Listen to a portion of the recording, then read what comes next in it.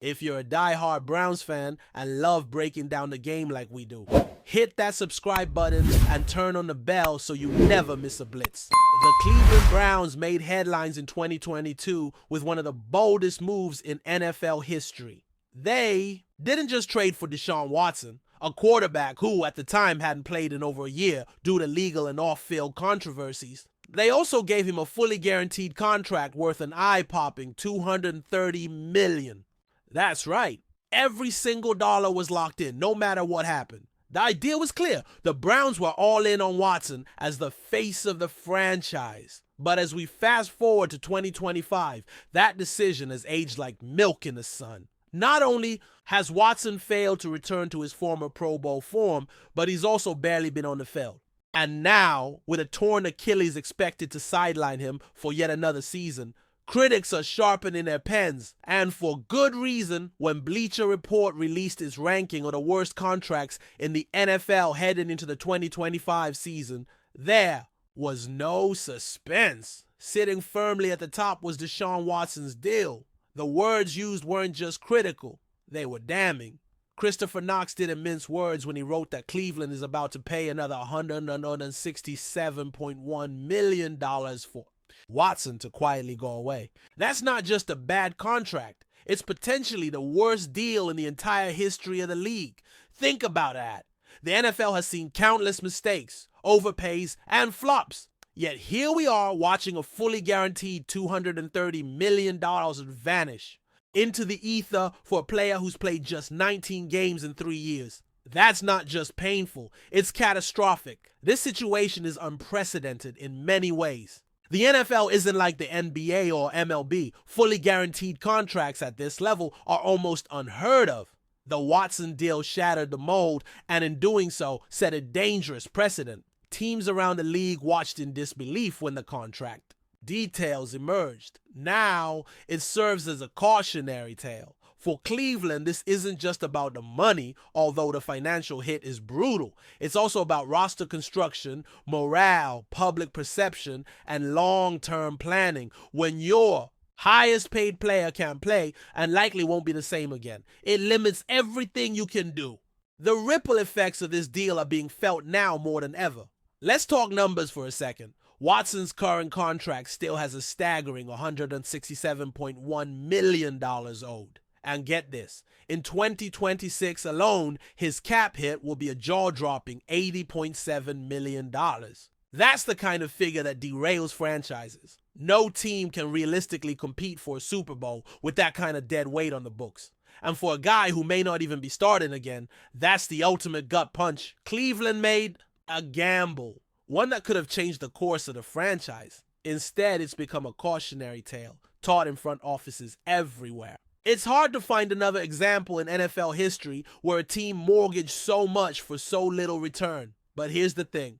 Cleveland isn't just sitting on his hands. The front office knew change was needed this offseason, and to their credit, they got to work. First, they brought in veteran Joe Flacco on a one-year deal. He may not be the long-term answer, but he brings leadership and stability to a shaky QB room.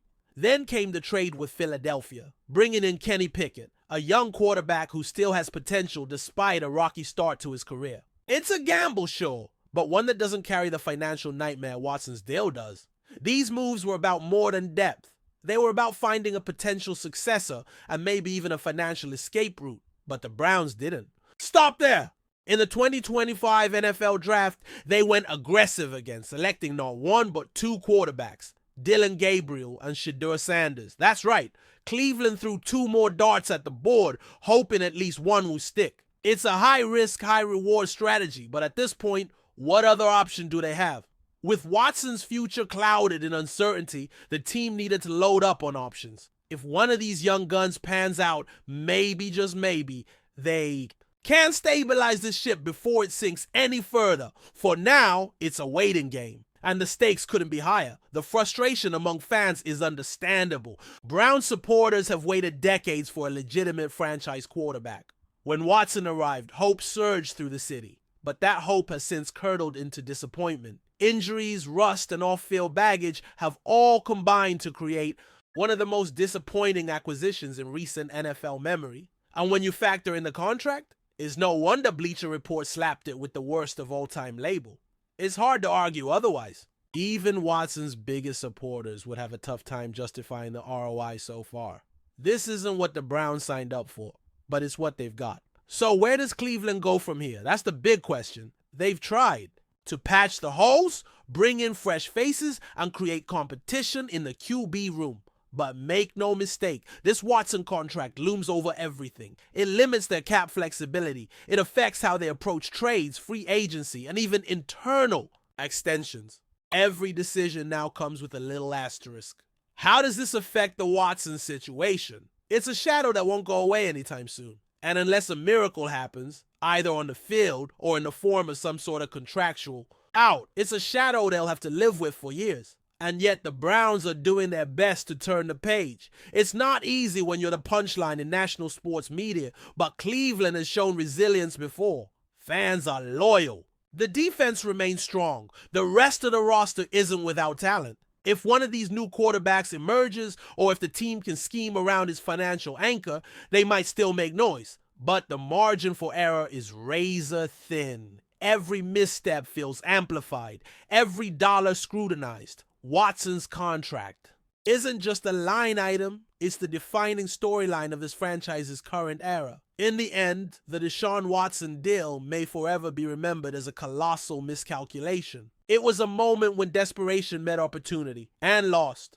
For Cleveland, it's a lesson that will sting for a long time. But for the rest of the NFL, it's a cautionary tale with a simple message. Be careful what you guarantee, because once you do, there's no turning back. The Browns now carry the burden of that decision, hoping that somewhere amid all this chaos, a new star will rise and give this team a future worth believing in again.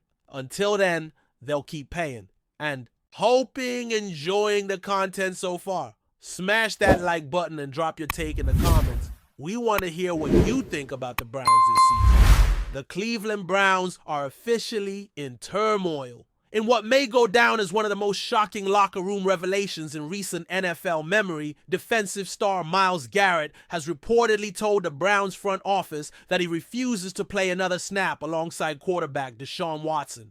That's not just a disagreement or a squabble. This is a full-blown rift. And Garrett didn't mince words. Sources close to the situation say he made it crystal clear. I don't respect him, and the locker room doesn't either. That's right. According to Garrett, Watson isn't just a divisive figure. He's hated by a large portion of the Browns roster. What started as whispers behind closed doors has exploded into a very public crisis. This isn't just a locker room beef, it's a seismic fracture between the face of the Browns defense and the quarterback they paid $230 million guaranteed to lead them. Let's rewind for a second and look at how we got here. When Deshaun Watson was brought in, the Browns made headlines, not just for the unprecedented contract, but for the controversies that followed him from Houston, while the franchise bet everything on his talent. Not everyone in the building was thrilled. Behind the scenes, there was hesitation. There were whispers that Garrett, a cornerstone of the defense and one of the league's most respected pass rushers, wasn't entirely on board. Publicly, everything was kept quiet. But over the last 2 seasons, the tension has grown. And now it's reached a breaking point. Garrett's inner circle says he's tired of being the one holding the team accountable, while Watson, who's missed games and struggled to deliver, gets a free pass because of his contract. That kind of locker room resentment, it doesn't just disappear, it festers. And make no mistake, Myles Garrett isn't some bench warmer airing grievances. This is one of the most dominant defensive players in the NFL. A 4-time Pro Bowler, a team captain, a leader. When a guy like Garrett speaks, the locker room listens. So when he steps up and says, "I'm done with Deshaun," it's not just about his personal feelings. It's a message. He's speaking on behalf of others in that building who have been silently frustrated for months, maybe years. The sense around the team is that Garrett finally said out loud what many were too afraid to. Watson isn't the leader they were promised. And now that it's public, there's no walking it back, no PR spin. This is a fracture that will force the Browns to make a choice, and fast. Let's talk about Deshaun Watson for a second. Since arriving in Cleveland, he hasn't exactly lived up to the hype. Whether it's been injuries, rust, or just flat out inconsistency, Watson has failed to justify the massive investment the Browns made in him. And the locker room sees that. Guys like Garrett grind every day, put their bodies on the line, and deliver results. When your quarterback is constantly sidelined, struggling to connect with teammates, and showing a lack of leadership presence, it creates tension. Add that to the already controversial background Watson brought with him, and it's no surprise things have hit a boiling point. Garrett reportedly told teammates during a private meeting, "This isn't the guy we follow." That's damning, because in the NFL, the quarterback is supposed to be your general. But in Cleveland, it sounds like the troops are ready to mutiny. This isn't just a personal feud. It's a reflection of a broken culture in the Browns organization. Let's be honest, the Browns have had their fair share of dysfunction over the years. But this feels different. You got your defensive captain publicly calling out the quarterback. You got players reportedly choosing sides in the locker room. And you got a front office that now faces the impossible task of navigating a situation that could cost them either their franchise QB or their best defensive player. Remember, Garrett isn't asking for a trade yet, but refusing to play with Watson? That's effectively putting the team on notice. It's an ultimatum, plain and simple. It's him or me. And when things reach that point in an NFL locker room, the fuse is lit. Fans are already picking sides. Social media is exploding with takes. Some argue that Garrett is out of line for taking things public. Others are praising him for having the courage to say what needed to be said. But no matter where you stand, one thing is crystal clear. This situation isn't just about football. It's about trust, about leadership, about accountability. When the locker room loses faith in its quarterback, the team falls apart. And from everything we're hearing, that's exactly what's happening in Cleveland right now. The Browns are no longer just battling AFC North rivals. They're battling each other from within. And it's not going to end quietly. Not with egos this big. Not with contracts this heavy. And certainly not with Garrett holding the moral high ground in the eyes of so many teammates. Sources inside the Browns say head coach Kevin Stefanski is deeply concerned about the fallout. He's reportedly tried to mediate the situation, speaking separately with both players. But here's the problem. This isn't about clearing up a misunderstanding. This is about a fundamental lack of belief.